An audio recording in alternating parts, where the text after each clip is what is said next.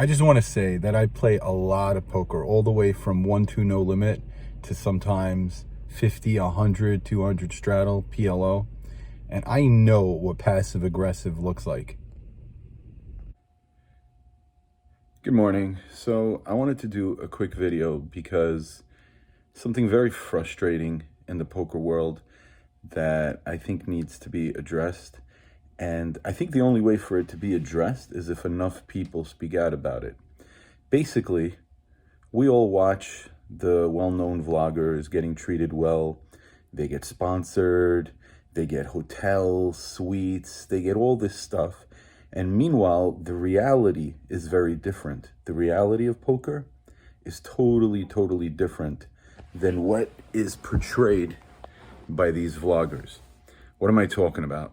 I spent the last couple of days here visiting by Parx Casino, and I happened to favor a game called Limit Omaha, which is a little different than regular no limit because the pot is kind of tricky to calculate. Every time someone says pot, it gets more and more complicated. Most of the time, the players know what the bet is better than the dealers simply because they play more often. But something I've noticed in Parx Casino in the past, and it's happened 3 times in the last 24 hours, is that the dealer's always right. And it's unbelievable. Like, the floor will walk over and they will say that the dealer's right without having even seen the hand. Just because the dealer said it, it's like a cop. It's like he said it, so that's the way it must have been. Basically, I'll give you a couple of examples. Number one, I got it all in with another guy, and we're in the middle of deciding if we're going to run it once or twice. That means that it's either a clean run out. If, let's say, there are 2 more cards to come, 2 cards come out, whoever wins, wins. Or if you run it twice, you run out 2 more cards twice, and possibly we could chop the pot. Somebody could still scoop the whole thing. But basically, we're in the middle of deciding, literally 10 seconds. You want to run it once? You want to run it twice? Okay, I don't mind running it twice. Okay, well, what does that mean? Are you sure? Yeah. And the dealer starts rushing us. He's like, what's the plan? What's the deal? What are you doing? I'm like, relax. Like, we pay your income. Like, dealers forget that we are the ones that support them. We are constantly tipping. It's beyond unappreciated. It is completely expected at this point. In fact, you get a dirty look if you don't tip, which everybody does. Sometimes the dealer will even hint at this point. I've never seen that before. The other day, I was in the big blind. I had to put out $2. The dealer just took it casually, like as if it was his tip. He knew good and well I was posting my big blind. Then I was going to tip him after. But he took the liberty of just taking my money. But anyways, so that was the first example, was that we're in the middle of deciding if we want to run it once or twice. Sorry. And the dealer's rushing us. So I tell him, don't rush us. It's not like we took 2 minutes, we took 15 seconds. And he starts arguing with me. No, I have to keep the game going. I'm sorry. It's a time game. He doesn't care that we're paying time, which means we pay by the half hour instead of by the winner paying. He cares that he wants to get his tips in, but it was so disrespectful. And once I called him out on it, he's arguing with me. Not acceptable. Secondly, the lady next to me yesterday sits down. She has $200 in front of her. She wins a 4-way all-in pot plus some dead money. So even though there were other people that were all in, that there was more money on, but she should have had at least $800 in front of her, no question. She ends up getting like $761, and they're arguing with her. The funny thing is that the dealer's claim is that she didn't have $200 in front of her, and that is why she didn't get the $800 plus all the dead money. Funny thing is that the minimum buy-in at the table is $200. She just sat down, so why doesn't anybody take responsibility for making sure there's order with that? Like I said, somewhat of a free-for-all. The casino took a total hour putting our game on hold just to tell her, we're sorry, but it's inconclusive.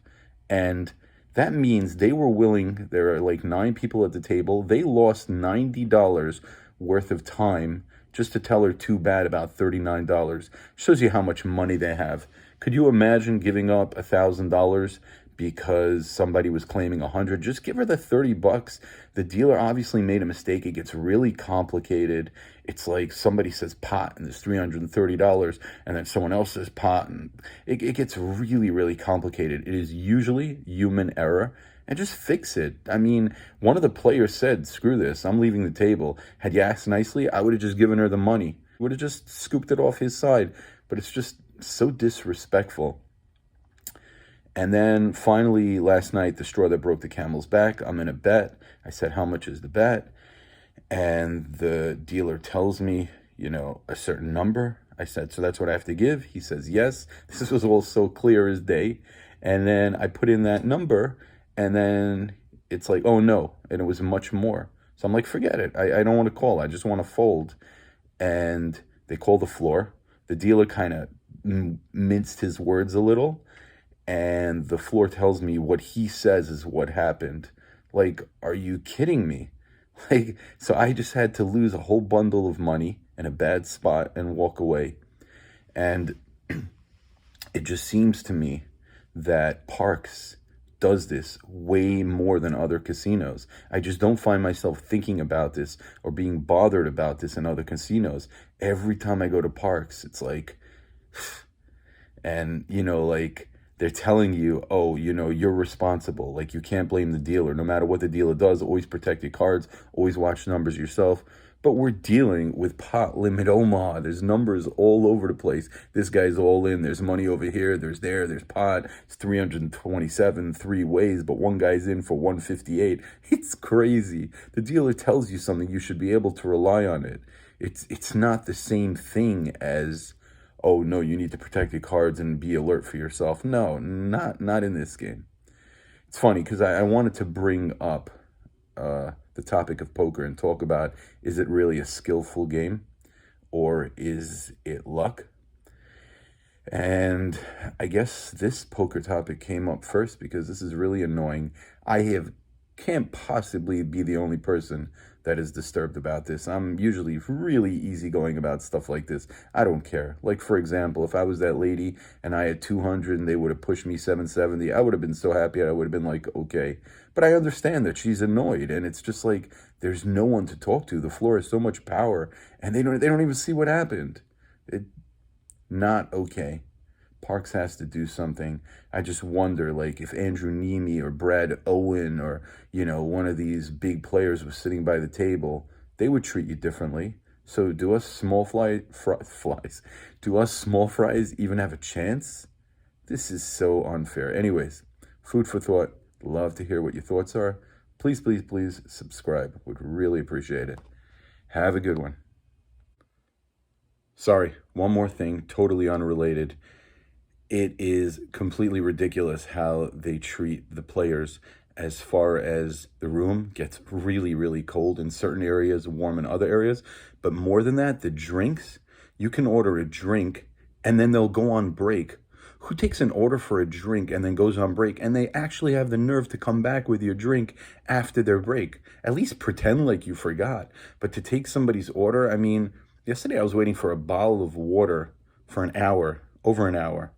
I was lucky that the guy just happened to have another bottle of water on him. But like, come on, service. I know that you guys are becoming quickly the biggest poker room in the area, but don't take it for granted.